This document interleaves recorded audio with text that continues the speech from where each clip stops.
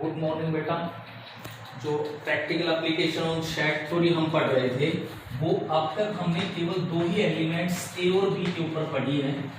ये आपका सेट ए है, ये सेट बी है। तो ये जो वैल्यू है बेटा ये ए इंटरसेक्शन बी है।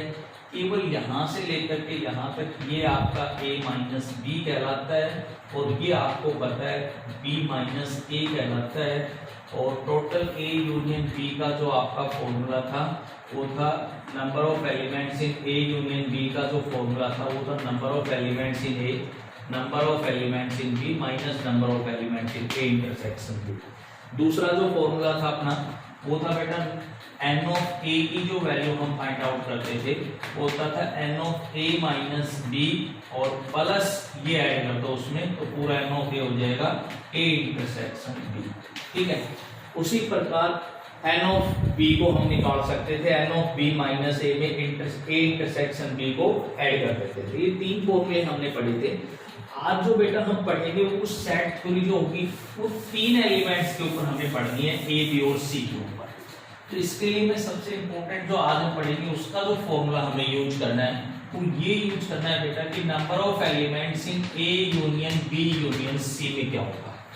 इसका फॉर्मूला होगा बेटा number of elements in a plus number of elements in b plus number of element in c minus number of element in a intersection b minus number of element in b intersection c minus number of element a intersection c और plus number of elements in a intersection b intersection c। ठीक है बेटा। अब देखो अगर हम Venn diagram से बात करें तो आपको पता है ये सेट a हो गया, ये सेट b हो गया और ये सेट c हो गया। अब मैं आपसे कहूं नंबर फर्स्ट कि a intersection b intersection c बताओ इसमें कौन सा है। तो a intersection b intersection c का मतलब हो गया बेटा जो a b c और तीनों के अंदर है।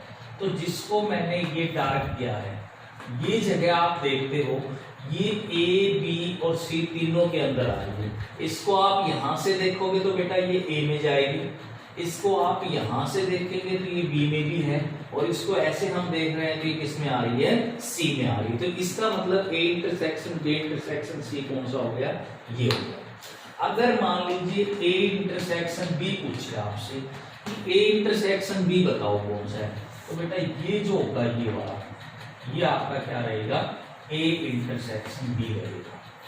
अगर आपसे पूछे कि b इंटरसेक्शन c बताओ तो b इंटरसेक्शन c बेटा ये और ये होगा। ठीक है, उसके बाद आपसे पूछे कि a इंटरसेक्शन c बताओ तो a और c का इंटरसेक्शन बेटा ये आ जाएगा a इंटरसेक्शन c। लेकिन अब आपसे पूछेगा कि a एंड b में हो, a एंड b में हो बट नॉट c में नहीं हो। अब बताओ आप बेटा कि कौन सी जगह होगी इनमें जो a और b के अंदर है बट नॉट इन c। ये मैंने दोबारा वेट डायग्राम बना दिया तो इसमें आप बताओ a and b but not in c। तो बेटा ये जो जगह होगी ये आपकी a और b में कॉमन है बट नॉट इन c, क्योंकि c सेट्स को आप यहां से हटाओ और a और b दोनों के अंदर आनी चाहिए तो a एंड b दोनों में होनी चाहिए बट नॉट इन c। इसी तरह आपसे कहे b and c but not a तो इसका मतलब सेट a आपने हटा लेना है। तो सेट a को आप हटाओ यहां से और फिर b और c का कॉमन देखो तो सेट a को हटा करके फिर b और c का जो कॉमन आएगा वो ये आएगा सेकंड पार्ट। ये फर्स्ट था, ये आपका सेकंड है। इसी तरह आपसे कहे कि थर्ड पार्ट बताइए a and c but not b। अब कौन सी वैल्यू होगी बेटा, इसका मतलब बट नॉट b, b तो होना ही नहीं चाहिए तो b को तो आप हटा दो। अब a और c दोनों का कॉमन होना चाहिए तो a और c का कॉमन, तो ये जो वैल्यू आएगी यहां से यहां तक ये आपका क्या आएगा, थर्ड पार्ट आ जाएगा a एंड c का common but not in b, b में नहीं होगा। तो आज बेटा हम इस प्रकार से तीन एलिमेंट्स की सेट थ्योरी के ऊपर पढ़ेंगे।